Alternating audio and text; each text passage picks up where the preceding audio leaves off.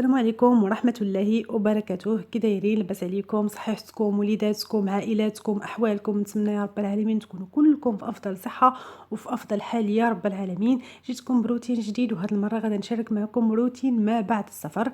كنت سافرت يعني لهذا السبت والحد، كنا سافرنا الوالدية، واحد المدينة صغيرة يعني ساحلية يعني فيها البحر. وكنا ياك مشينا يعني خرجة خفيفة، فما صورت لكمش الصراحة فلوق ديال ديك الخرجة، لانني كنت فريمون باغا نتسرح. فصورت لكم غير اللقطات وحنا هكا شادين الطريق، يعني الاشياء اللي تقديتها واللي شريتها. وفي الغد صورت لكم يعني شنو يعني الافكار اللي غنقترح لكم، وانا كننظم، وانا يعني كان كل حاجه شنو كيفاش كنستعملها، كيفاش كنظمها، كيفاش كنقادها، كيفاش كنخزنها في الثلاجه. فاقترحت لكم كثير من الافكار اللي غتعجبكم ان شاء الله الرحمن الرحيم. ما تنساونيش كالعاده من اللايكات ديالكم. نتوما اللي كتشوفوني اللي مازال ما اشتركتوا في القناه ديالي، اشتركوا وفعلوا الجرس باش يبقى دائما يوصلكم الجديد المتجدد. هذا المحل اللي كتشوفوه معايا هذا كاين في الطريق، كاين في جماعه ولاد غنم، الطريق ديال الوالديه. واحد المحل كبير كيف ما شفتوا معايا، كيبيع جميع الخضروات ويعني اشكال كثيره، يعني من الخضروات والاشياء اللي ما طيح لكمش على البال، كيف ما نقولوا.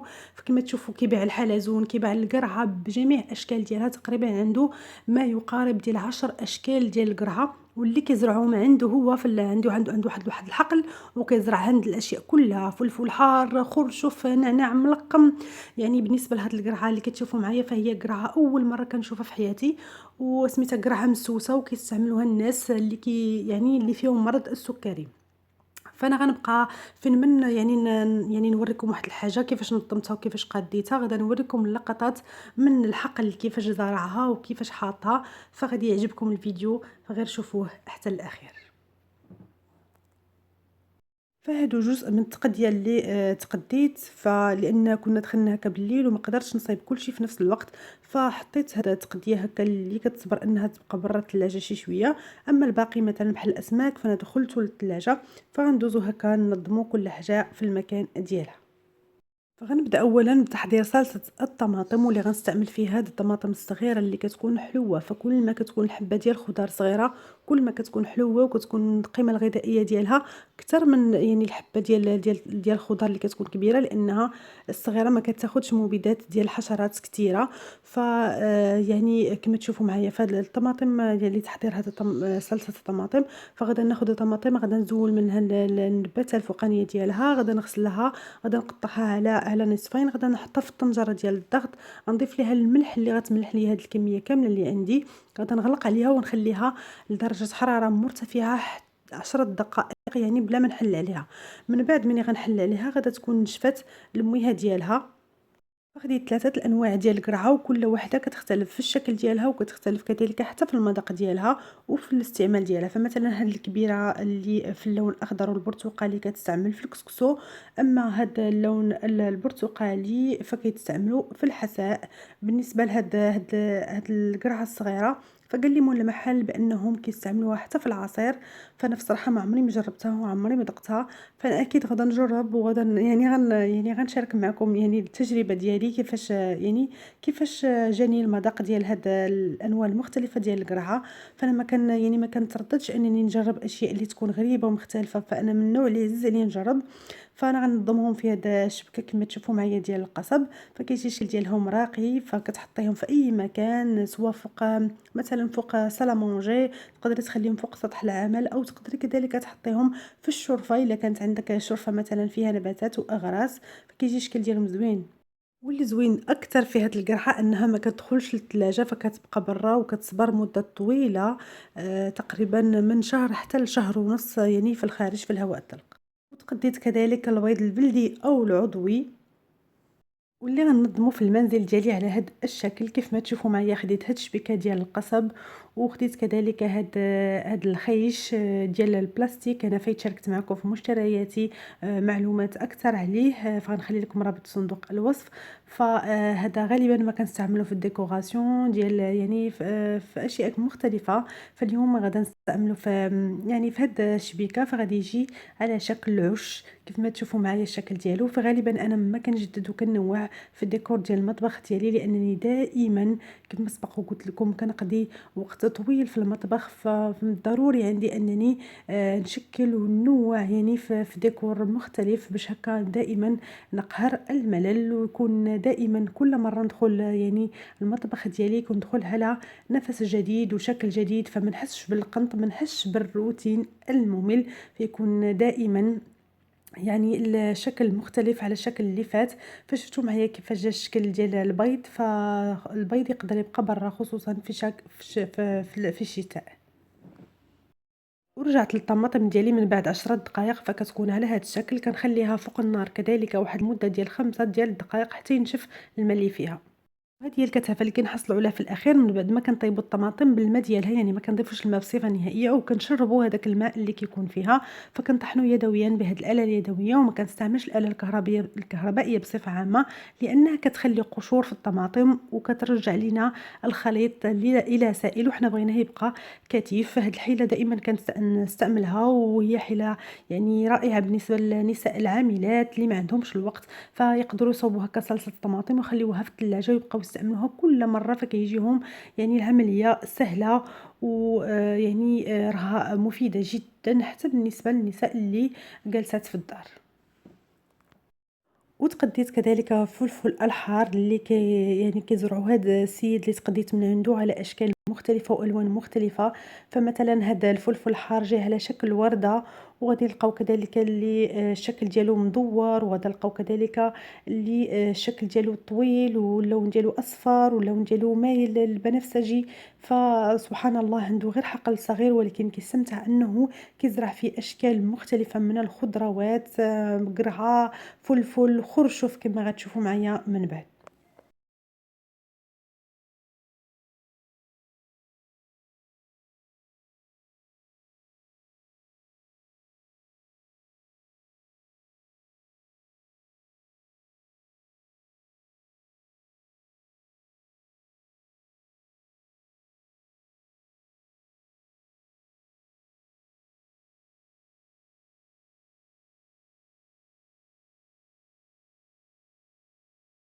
فتقديت صراحةً يعني الخرشف، تقديت كذلك النعناع اللي كيلقموا أو كينسموا ب4 أنواع ديال النباتات أو ديال الأعشاب اللي كيكونوا مرافقين ليه، فكيكون فيه واحد الرائحة لا تقاوم. بصراحة أنا صُبته البارح في الليل لأنه ما كانش يصبر ليا حتى اليوم. أما بالنسبة لهاد الفلفل الحار يعني اللي يجي على شكل وردة، فتقدروا تزينوا به الأطباق ديالكم، خصوصًا الطبق ديال السمك، فكيجي الشكل ديالو يعني مميز ومختلف، خصوصًا إلا كانوا عندكم ضيوف فكيجي بتحمير الوجه. أما بالنسبة لباقي يعني الفلفل الحار هذا الصغير كما كتشوفوا، فهو حار جدًا مقارنة مع هذا اللي شكل على شكل وردة، فهو ما حارش بزاف. هاد الفلفل الحار الصغير فأنا غادا نخلّو اليوم، غادا نستعمل يعني هاد الفلفل الحار الصغير اللي شفتو معايا، فغسلته جيدًا ومسحته من الماء جيدًا، وغادا ننزلو في هاد القنينة، ومن الضروري على أنني نضغط وندخّل الفلفل الحار في كل الجوانب باش ما يبقاش عندي متنفس للهواء، باش ما يتعفنش ليا هاد الفلفل. غادا نضيف ليه الكمية لا بأس بها، يعني تقريبًا واحد المعلقة كبيرة مع رشة ديال الملح، وغادا نضيف كذلك ما يقارب 2 ديال المعالق ديال الزيت حتى ل3 ديال المعالق، ونغطي من الفوق جيدًا، ما نخليش حتى فلفل اللي ما نديرش ليه هكا الزيت من الفوق. غادا ناخد الفيلم أليمونتاغ وغادا نحاول هكا نسد هادوك الفراغات اللي كيتبقاو عندي من الفوق ديال القنينة، وغادا نحاول نلفف جيدًا، يعني نغلق بالغلاقة ونعاود نلفف المرة الثانية باش هكا ما يدخلش ليا حتى هواء ويعفن ليا الفلفل. أما الملفوف والقرعة الخضرا فما خديتهمش من نفس المحل، وقطعتهم بإيديا كيف ما غتشوفوا معايا.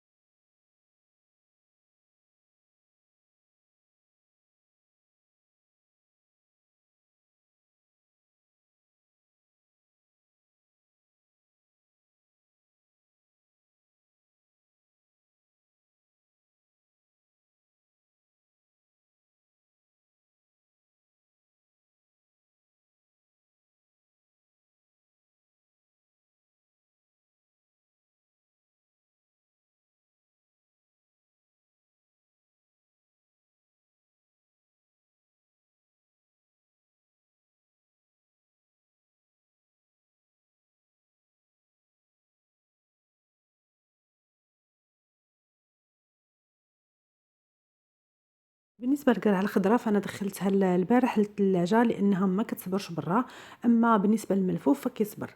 فأنا جبت 2 حبات. بالنسبة للحبة الأخرى أنا ديجا قطعتها. هاد الحبة اللي تبقات ليا فأنا غنقطع النصف ديالها غير باش نوريكم الطريقة، والنصف الآخر غادا نلفو في الفيلم أليمونتير وغنخليها هكا مجموعة باش نقدر نستعملها في الكسكسو.